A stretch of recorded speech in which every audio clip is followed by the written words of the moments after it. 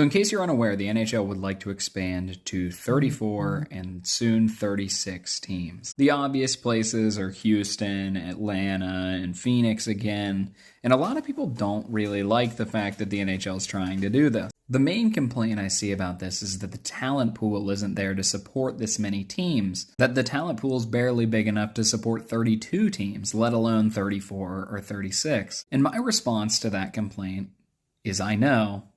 That's the good part. Since the addition of Vegas and Seattle, you've had NHL scoring go through the roof, at least compared to where it was in 2015 with Jamie Benn winning the scoring title with a point total in the 80s. I think it's a good thing to spread the talent out a little bit. What we've seen is that there aren't enough goalies to go around, and that's cool. That means there's more scoring. I want more scoring in the NHL. I want to see McDavid score 150 points. I want to see Matthews get close to 70 goals. I want teams to be forced to play bad players so that we can see truly how elite the great players are. Now, I've seen some people talk about how youth hockey numbers are dwindling, and that definitely is a problem.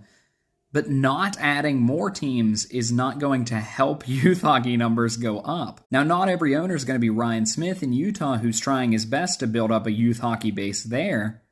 But these teams are going to have youth programs that build up around their cities. To build back up a talent base that can support 36 or so players, the NHL will have to subsidize some youth hockey efforts in these newer markets. They'll have to find ways to get kids free equipment in Atlanta or Houston or Phoenix or even Utah. As far as free learn to play and free starting equipment goes, there's a proof of concept in Western Pennsylvania with Sidney Crosby's Little Penguins. Look at Logan Cooley, who was himself a little penguin.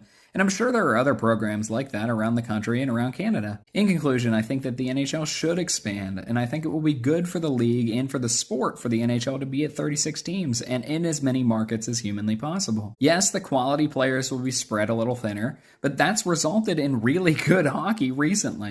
But with expansion has to come a certain degree of support for the youth game. I played hockey growing up and consider myself extremely fortunate to have been able to do that. But hockey is too expensive. I say that, and I didn't even play AA or AAA.